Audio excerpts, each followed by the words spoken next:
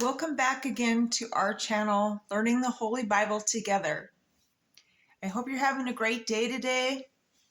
And so we're going to talk about the seventh year. It's called a credit release. Kind of excited about that. So yeah, we're on chapters 15 and 16. And we'll talk about the Passover. So let's go ahead and get started. At the end of every 7 years, thou shalt make a release.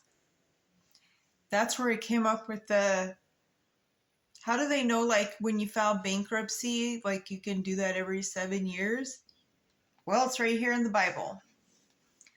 So, like I said, at the end of every 7 years, thou shalt make a release. And this is the manner of the release.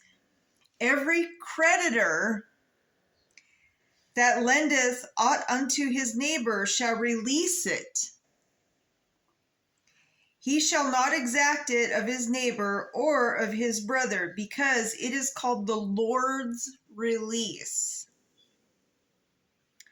Of a foreigner thou mayest exact it again, but that which is thine with thy brother thine hand shall release, save when there shall be no poor among you.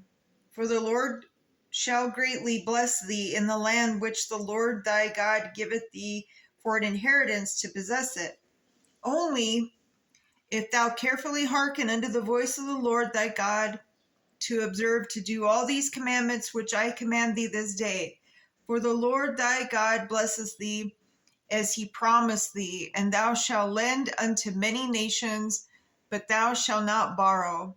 And thou shalt reign over many nations, but they shall not reign over thee.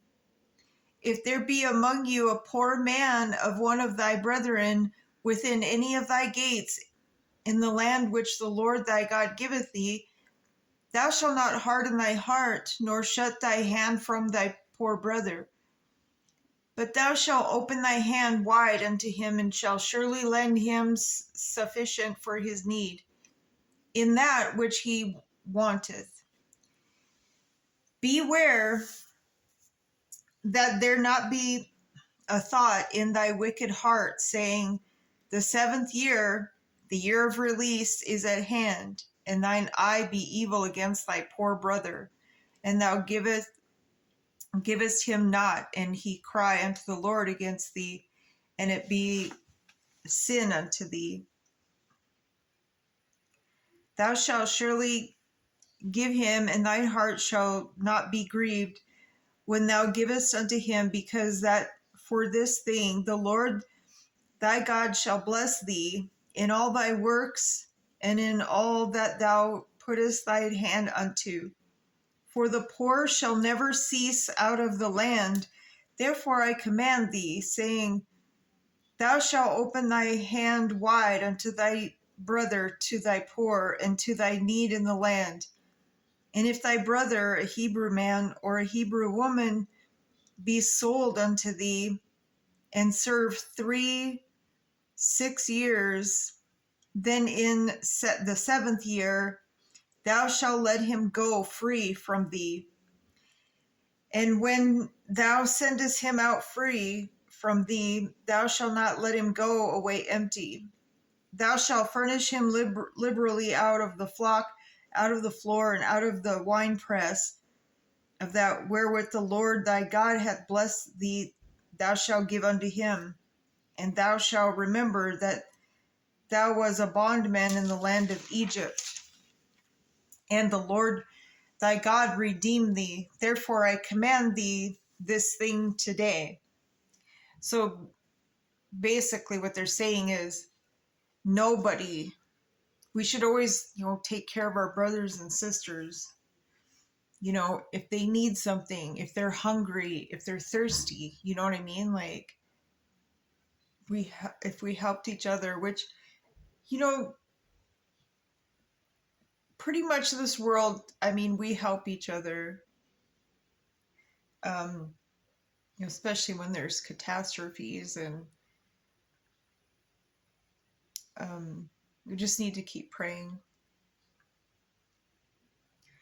And it shall be, if he say unto thee, I will not go away from thee, because he loveth thee and thine house, because he is well with thee, then thou shalt take an awl and thrust it through his ear unto the door, and he shall be thy servant forever. And also unto thy maidservant thou shalt do likewise. It shall not seem hard unto thee when thou sendest him away free from thee, for he hath been worth a double hired servant to thee in serving 6 years. And the Lord thy God shall bless thee in all that doest. All the firstling males that come of thy herd and of thy flock thou shalt sanctify unto the Lord thy God. Thou shalt do no work with the firstling of thy bullock, nor shear the firstling of thy sheep. So that's what they were saying. They weren't talking about a human. They were talking about animals, piercing it in the ear with an awl, so that you know that they belong to the owner. Thou shalt, okay, so nor shear the firstling of any sheep. Thou shalt eat it before the Lord thy God year by year in the place which the Lord shall choose, thou and thy household. And if there be any blemish therein, as if it be lame or blind, or have any ill blemish, thou shalt not sacrifice it unto the Lord thy God.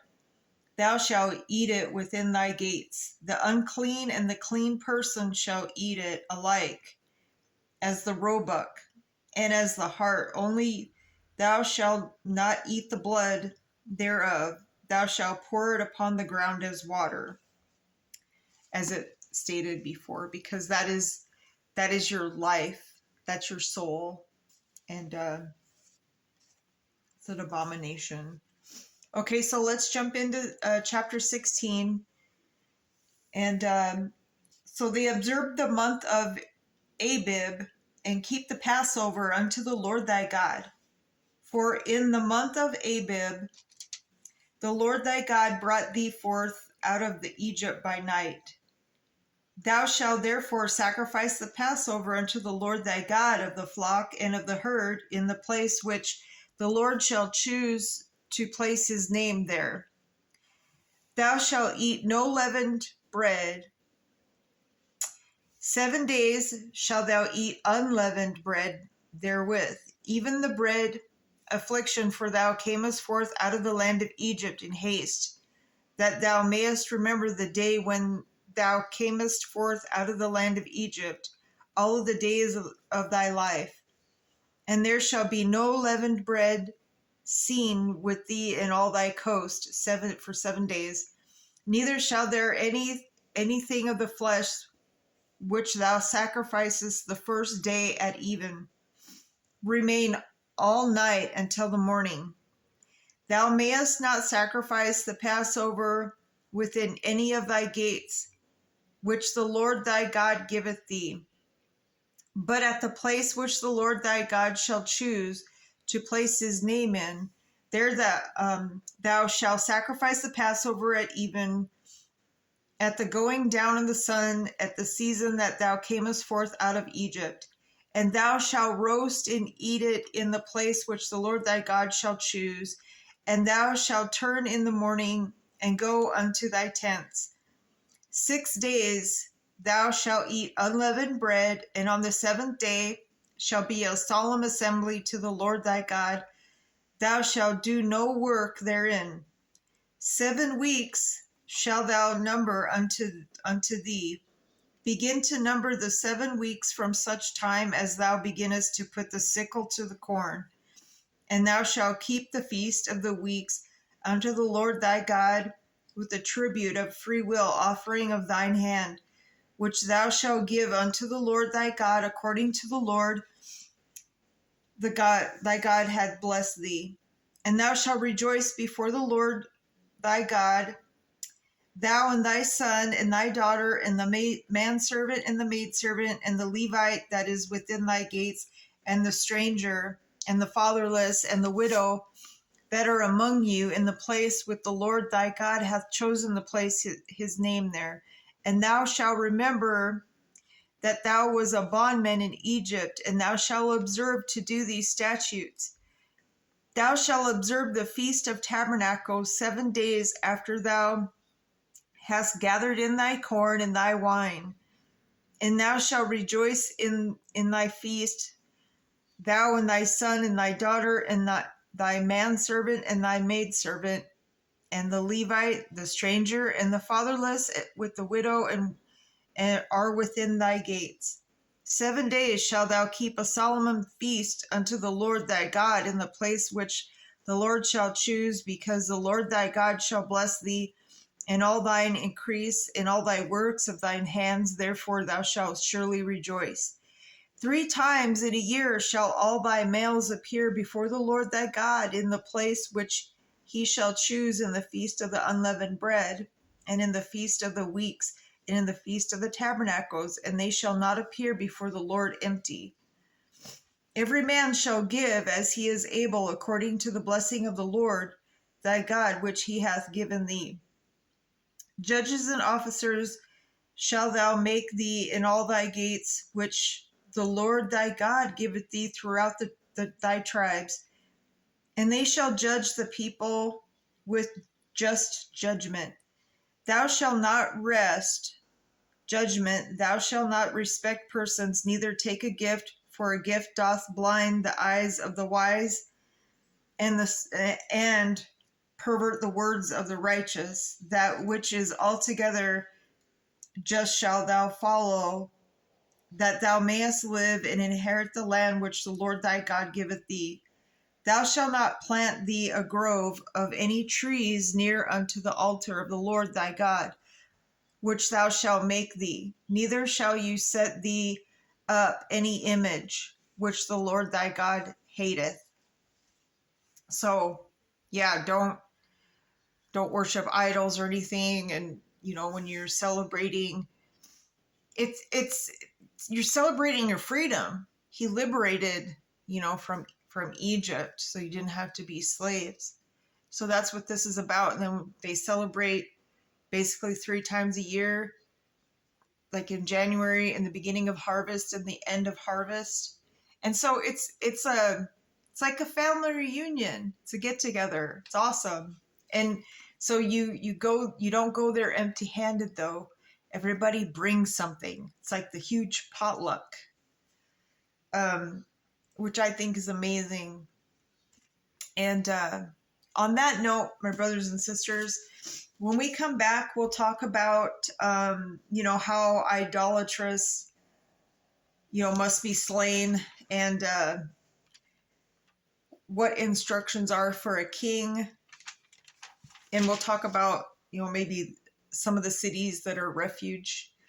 And so I hope you're having a great day, and go out and enjoy yourself. Try to get some sun, some natural vitamin D, and just keep praying and reaching out to Heavenly Father. Give your burdens to Him. He patiently waits for each and every one of us. And put God first, and everything will be okay. Till next time, to be continued. Have a great day.